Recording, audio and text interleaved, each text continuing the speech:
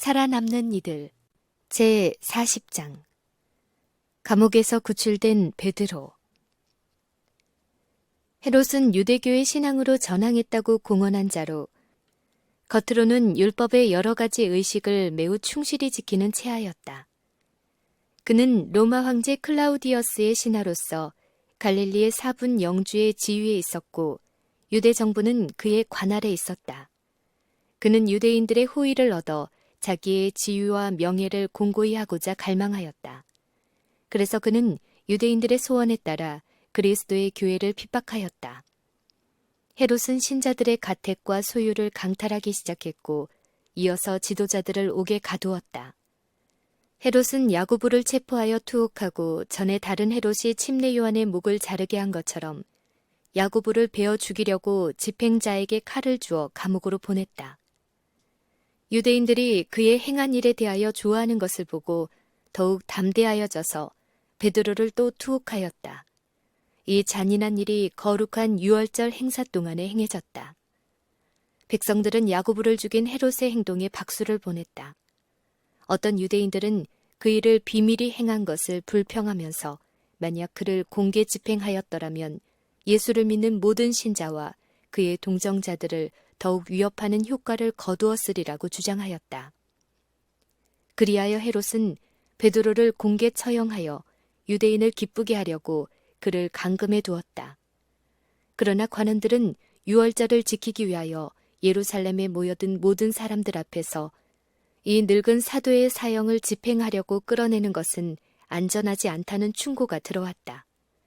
그들은 경건한 베드로를 무리 앞에 끌어내면 많은 사람들이 그를 동정하고 그에 대한 그들의 존경심을 더욱 자극시키지는 않을까 두려워하였다. 유대인들의 또 다른 두려움은 그가 번번이 백성들로 하여금 예수 그리스도의 생애와 품성을 탐구하도록 이끌었던 그런 힘있는 호소를 하지 않을까 하는 것이었다. 그런 호소를 유대인들은 어떤 책략으로도 논박할 수 없었다. 그런 경우 왕이 베드로를 석방해 주라고 명령하지는 않을까 유대인들은 근심했다. 이런 이유로 해서 유월절 후까지 베드로의 사형 집행이 지연되는 사이에 그리스도의 교회는 자신들을 깊이 반성하고 간절히 기도할 시간을 가졌다. 탄원과 눈물과 금식이 병행되었다. 신자들은 쉬지 않고 베드로를 위하여 기도하였다. 베드로는 그리스도의 사업에 없어서는 안 될 사람이라고 생각하였으며 이제 하나님의 특별하신 도움이 없으면 그리스도의 교회가 없어져 버릴 지경에 이르렀다고 생각하였다. 베드로의 사형 집행 날짜가 드디어 결정되었다. 그러나 아직도 신자들의 기도는 하늘로 향하고 있었다. 신자들이 모든 정력과 동정을 기울여 간절히 탄원하는 동안 하나님의 천사들이 투옥된 사도를 보호하고 있었다. 사람의 궁지는 하나님의 기회이다. 베드로는 두 군사 사이에서 그 두 파수병의 손목에 맨 두 쇠사슬로 결박되어 있었다. 그래서 베드로는 군사들 모르게 조금도 움직일 수가 없었다. 옥문이 굳게 잠겨 있었고 문 밖에도 간수가 옥을 지키고 서 있었다. 사람의 수단으로는 도무지 구출이나 도망할 기회가 없었다. 사도 베드로는 그의 처지 때문에 조금도 겁내지 않았다. 베드로는 그리스도를 부인하고 다시 믿음을 회복했을 때부터 십자가에 못 박히고 부활하시고 승천하신 구주를 전파하는 데에 뛰어난 용기와 담대한 정신을 발휘했으며 위험 속에서도 태연자약하였다. 베드로는 그리스도를 위하여 자기의 생명을 바칠 때가 왔다고 생각하였다. 사형 집행이 예정된 전날 밤 쇠사슬로 결박된 베드로는 다른 때와 같이 두 병사 사이에서 잠을 자고 있었다. 헤롯은 전에 베드로와 요한이 신앙 때문에 옥에 갇혔다가 그 옥에서 도망했던 사실을 기억하고 이번은 이중의 예방수단을 썼다. 파수병들은 투옥된 자에 대한 경계에 대해 어떤 경우에도 책임을 져야 한다. 베드로는 이미 말한 것처럼 큰 암석을 판 감방에 구속되었고 그 문은 자물쇠로 잠기고 빗장이 걸려 있었다. 16명의 병사가 이 감방에 대한 특별 경계를 하고 있었다. 저들은 정한 시간에 규칙적으로 교대하였다. 간수병은 항상 4명이었다. 그러나 죄수가 다른 사람의 도움을 받지 못하도록 차단한 착고와 쇠빗장과 로마 파수병은 결국 베드로를 옥에서 구원해내신 하나님의 승리를 더욱 완벽하게 드러낸 결과를 가져올 뿐이었다. 헤롯은 전능하신 하나님을 대항하고 있었으므로 그가 하나님의 종의 생명을 해치려 하다가 굴욕과 패배를 당할 수밖에 없었다. 천사에게 구출됨. 사형 집행을 앞둔 마지막 밤, 하늘의 명령을 받아 한 힘센 천사가 베드로를 구출하기 위해 내려왔다. 하나님의 성도를 가둔 튼튼한 문이 사람의 손도 대지 않고 열려 지극히 높으신 하나님의 천사가 감옥 안에 들어가자 그 문은 다시 그의 뒤에서 소리 없이 닫혔다. 굳은 암석을 파서 만든 감방에 천사가 들어가자 양편에 있는 두 힘센 파수병들에게 쇠사슬로 결박되어 있는 베드로는 하나님께 모든 것을 맡기고 천진하고 평화스러운 단잠을 자고 있었다. 천사로 둘러싼 빛이 감방 안에 빛이었지만 잠자고 있는 사도 베드로는 잠을 깨지 않았다. 그의 잠은 활력을 주고 소생시키는 단잠으로써 착한 양심을 가진 사람들의 참된 안식이었다. 베드로는 천사의 손이 자기를 치며 급히 일어나라고 말하는 그의 소리를 듣고야 잠에서 깨었다.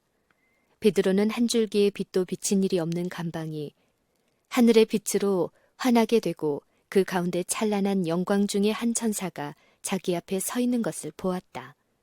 베드로는 기계적으로 천사의 말을 따랐다. 그의 손을 쳐들자 쇠사슬이 그의 손에서 풀어져 있는 것을 발견하였다. 다시 천사의 목소리가 들렸다. 띠를 띠고 신을 들매라고 하였다. 베드로가 다시 기계적으로 따르면서 놀라운 눈으로 하늘의 방문객을 주목하고 자기가 꿈을 꾸든지 혹은 계시를 보고 있다고 믿었다. 무장한 군인들은 천사가 겉옷을 입고 따라오라고 명령할 때 마치 대리석상처럼 움직이지를 못하였다. 이렇게 해서 천사는 문 쪽을 향하여 가고 본래 말하기 좋아하던 베드로는 놀라움으로 벙어리가 되어 따라가기만 했다. 그들이 움직이지 않는 파수병을 지나 튼튼히 잠그고 빗장을 지른 옥문에 이르자 그것은 저절로 열리고 곧 닫혔다. 그때까지도 문의 안팎에 있던 파수병들은 자리에서 움직이지 않았다. 역시 안팎으로 수비하고 있는 둘째 문에 이르자 첫 번째 문과 같이 삐걱 소리나 덜컹거리는 소리도 없이 열렸다. 베드로와 천사가 나가자 그 문도 소리 없이 닫혔다. 그들은 셋째 문도 같은 방법으로 통과해서 마침내 큰 길에 나오게 되었다. 아무 말소리도 없었고 발걸음 소리도 들리지 않았다. 찬란한 빛이 조용히 흐르는 가운데 천사가 앞서서 소리 없이 나가고 베드로는 꿈속에서처럼 몽롱한 가운데 자기를 구출해주는 자를 따라갔다. 길을 몇 개나 건너서 위험을 헤치며 지나온 후에 천사는 구출 작업을 완전히 마치자 호련히 사라져 버렸다. 하늘의 광채가 사라지자 베드로는 자신이 깊은 어둠 속에 있는 것을 깨달았다. 그리고 어둠이 점차 사라지자 자신이 조용한 길거리에 혼자 서 있고 찬 밤공기가 뺨을 스치고 있는 것을 깨달았다. 그때서야 그가 당한 일이 꿈이 아니요 계시도 아니라는 것을 알았다. 베드로는 자기가 있는 곳이 자기가 잘 아는 도시요 과거에 자주 다니던 곳임을 알았다. 이곳은 이튿날 자기가 사형장으로 갈 때 최후로 지날이라고 예상했던 곳이다. 그는 몇 분 전에 일어났던 일을 회상해 보려고 했다. 그는 두 병사 사이에 결박되어 신과 겉옷을 벗은 채 잠을 자고 있었던 것을 기억하였다. 그가 자신의 모습을 살펴보니 신을 잘 신고 띠도 잘 맨 것을 알았다. 잔인한 쇠고랑에 묶여 부풀은 그의 손목은 이제 쇠사슬이 풀렸고 그가 자유스러운 몸이 된 것이 환상이 아니고 복된 현실이라는 것을 깨달았다. 다음 날 사형을 받기로 되어 있던 베드로를 천사가 감옥에서 사망에서 구원해 준 것이다.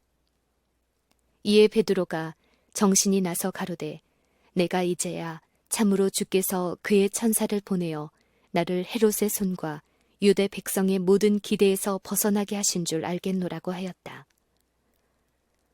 기도의 응답. 사도가 형제들이 기도하기 위해 모여있는 집으로 곧장 가자 그들은 그 순간 그를 위해 간절히 기도하고 있었다. 베드로가 대문을 두드린데 로데라 하는 계집아이가 영접하러 나왔다가 베드로의 음성인 줄 알고 기뻐하여 문을 미처 열지 못하고 달려들어가 말한대 베드로가 대문 밖에 섰더라니 저희가 말한대 네가 미쳤다 하나 계집아이는 힘써 말하되 참이라니 저희가 말하되 그러면 그의 천사라 하더라. 베드로가 문 두드리기를 그치지 아니하니 저희가 문을 열어 베드로를 보고 놀라는지라. 베드로가 저희에게 손짓하여 종용하게 하고 주께서 자기를 이끌어 옥에서 나오게 하던 일을 말하고 또 야고보와 형제들에게 이 말을 전하라 하고 떠나 다른 곳으로 가니라. 금식하며 기도하던 신자들은 하나님께서 저희의 기도를 듣고 응답하셔서 베드로를 헤롯의 손에서 구원해 주신 것을 보고 그들의 가슴이 기쁨과 찬송으로 가득하였다.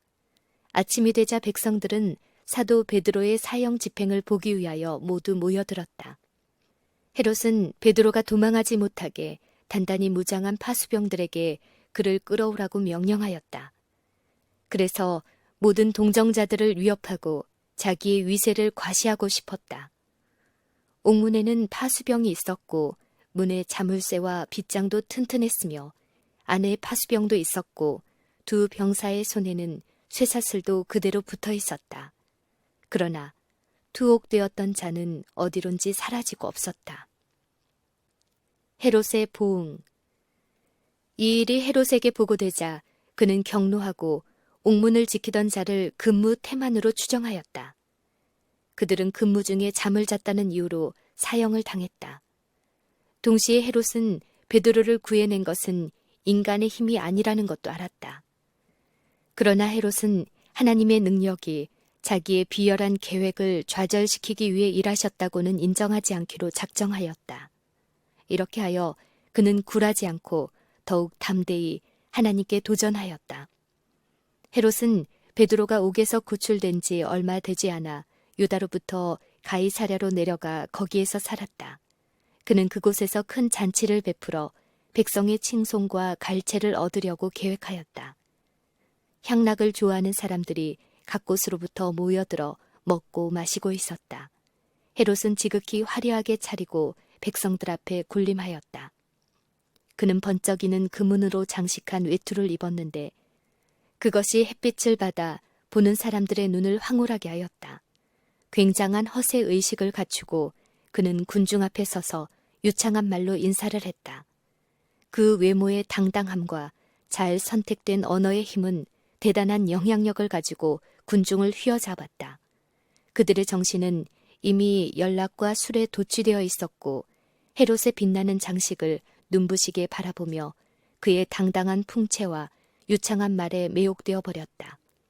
백성들은 그에게 아첨하며 그를 신이라 선언하면서 죽음을 면치 못할 인간이라면 저렇듯 훌륭한 풍채를 가지고 놀랍도록 유창한 말을 할 수 없다고 축혀 올렸다.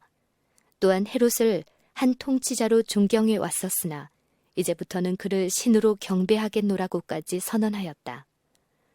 헤롯은 자기가 이러한 찬송과 영광을 받을 만한 자격이 없다는 것을 알았으나 백성의 숭배를 거절하지 않고 자기가 마땅히 받을 만한 것인 양 이를 용납하였다. 이것은 신의 소리요 사람의 소리는 아니라고 부르짖음을 들으면서 기쁨에 겨운 자만의 빛이 그의 얼굴에 떠올랐다. 지금 한 비열한 죄인을 영화롭게 하는 이 목소리가 불과 몇 해 전엔 이 사람을 죽여버리고 십자가에 못 박게 하소서, 십자가에 못 박게 하소서 하고 열광적으로 소리쳤던 것이다. 헤롯은 이 같은 아첨과 복종에 크게 기뻐했고 그의 마음은 개선 장군처럼 의기양양하여졌다. 그러나 갑자기 무서운 변화가 헤롯에게 임했다. 그의 얼굴은 죽은 사람처럼 창백하였고 말할 수 없는 고통으로 찌푸려졌다. 땀구멍에서는 큰 땀방울이 내솟았다. 그는 잠시 동안 고통과 공포에 쌓여 제자리에 박힌 듯 서 있었다. 그리고 창백한 얼굴로 공포에 떨고 있는 친구들에게 죽어가는 목소리로 너희들이 신으로 높인 자가 죽음을 당한다고 소리쳤다. 헤롯은 극도의 고통 속에서 더러운 환락과 쥐연과 호화스러운 장소에서 운반되었다. 조금 전만 해도 그는 거만하게도 군중의 굉장한 칭송과 경배를 받았으나 이제야 자기는 자기보다 더 강한 지배자의 수중에 있다는 것을 깨달았다. 헤롯은 양심의 가책 속에서 무죄한 야고보를 죽이라고 했던 자기의 잔인한 명령을 기억하였다. 또한 그리스도를 믿는 사람들을 참혹하게 핍박한 것과 사도 베드로를 죽이려고 계획했으나 하나님께서 자기의 손에서 구원해 내신 것을 기억하였다. 그는 감옥을 지키던 파수병을 이치에 맞지 않는 분풀이로 무자비하게 처단한 것을 또한 기억하였다. 사도 베드로를 사망에서 구원하신 하나님이 잔인한 핍박자인 자기를 처단하시고 있는 것이라고 느꼈다. 그는 육체의 고통과 마음의 고민에서 피할 길이 없다는 것을 깨닫자 아무것도 기대하지 않았다. 헤롯은 너는 나 외에는 다른 신들을 내게 있게 말지니라 라는 하나님의 율법을 잘 알고 있었기 때문에 백성의 숭배를 용납한 범죄 때문에 하나님의 진노를 자초하였음을 알았다. 베드로를 그의 핍박자의 손에서 구원하기 위하여 하늘에서 내려온 천사가 이제는 헤롯에게 진노와 형벌을 가져왔다. 그 천사가 베드로를 잠에서 깨라고 옆구리를 쳤다. 그러나 천사가 악한 왕을 쳤을 때는 베드로를 친 것과는 달리 왕에게 죽음의 질병을 가져다 주었다. 하나님께서는 헤롯의 교만함을 경멸하시고 경의에 찬 눈으로 주목하는 백성들 앞에서 찬란하게 꾸미고 자랑하던 그의 몸을 아직 그가 살아있는 동안 벌레가 먹고 썩게 하셨다. 헤롯은 하나님의 보응의 심판을 받아 육신과 마음의 큰 고통 가운데서 죽었다. 이 같은 하나님의 심판은 백성들에게 큰 영향을 주었다. 그리스도의 사도는 기적적으로 감옥과 사망에서 구원을 받았으나 그를 핍박하는 자는 하나님의 저주를 받아 죽고 말았다. 이 소식이 온 땅에 퍼져 많은 사람들이 그리스도를 믿게 되었다.